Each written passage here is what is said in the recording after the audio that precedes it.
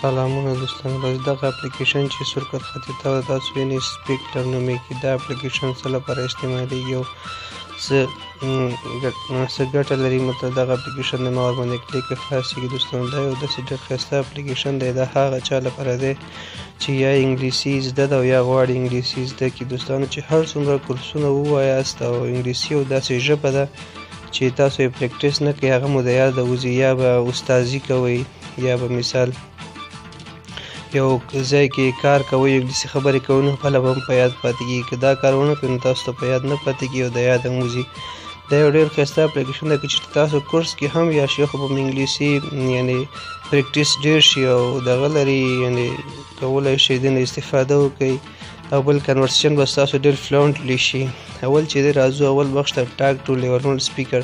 دا چې دی اول لیول خلک د مثال موږ او تاسو غوندې چې هغه هم صحیح نه پوهېږي او ډېر ښایسته لایف به بڼه ورسره چټینګ کولی شي، وایس چټ خبرې کولی شئ او څه مو چې په زړه وي ورته ویې وایاست هغه یې هم درته وایي او په دې سره به ستاسو انګلیسي پوه شوئ. خپل کور نه به خپل انګلیسي پریکټیس کوئ. دوهم چې دی ټاک ټو ویریفاید سپیکر. دا نسبتا انټرمیډیټ لیول کې دی. هغه اشخاص پکې شامل دي چې هغه انټرمیډیټ کې دي، یعنې ښه دي. یعنې کله چې تاسو انټرمیډیټ لیول ته ورسېدئ کولی شئ بیا د سره هم کولی اوس نه هم کولی شئ. مثال که تاسو اوس هم خاص انټرمیډیټ لیول کې هسئ کولی شئ دوی سره هم خبرې وکړئ. بیا د ټرای ټو ریکنیکټ لاس کال. کله چې مثال ته یو چا سره د خبرې وکړې او یا د نیټورک له وجه کومه ستونزه پیدا شوه ستاسو اړیکه پرې شوه بیا به کوشش وکړئ کنیکټ شو. دا یعنې 50% کار کوي، 50 نه کوي، کله کله کنیکټ کېږي هغه سره، کله بل سره کنیکټ کېږي. ټرای ټو ریکنیکټ لاس کالر. همداسې لاندې دوستانو فری کورس رجسټریشن یو ځان رجسټر کوئ او ګروپ غوندې جوړېږي چې هغه څوک راځي او دا سره پریکټیس کوئ.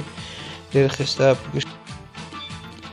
بل همچنان دوستانو لاندې ګورئ دا څلور مینوګانې نور دي چې کالز دی. کالز همدا مخکې چې ما درته تشریح کړل. ریډینګ دا دویمې ریډینګ بخش دی چې دلته تاسو کولی شئ کنورسیشن دي هر شي په باره کې دې باندې کلیک یا کنورسیشن ریډینګ وکړئ. یعنې یو کتاب چې لولئ همدې شکل کې هلته کولی شئ ورڅه ولولئ. او سټوري ده سټوري مثال دا یو قصې غوندې یو قصه غوندې دی وړه سټوري وي هغه کولی شئ هغه هم د سیټینګ د دوستانو ډېر زبردست اپلیکیشن دی. تاسو استعمال یې کړئ او خوند ترې واخلئ دوستانو.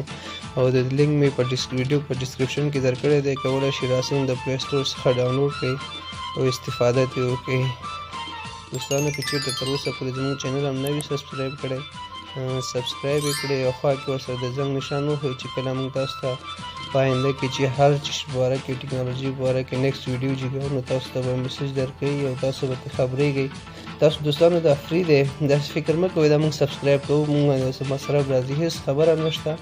صرف چې که تاسو سبسکرایب کوئ نو یعنې موږ ته یې څه ګټه دا رارسېږي چې زموږ سبسکرایب ګټه موږ ته دا رارسېږي تاسو موږ سپورټ کوئ، مثال موږ تشویق کوئ چې نور هم ستاسو خدمت ته ادامه ورکړو. تاسو ته کار وکړو دوستانو. ښه وخت ولرئ. موږ ته دعاګانو کې یاد ساتئ.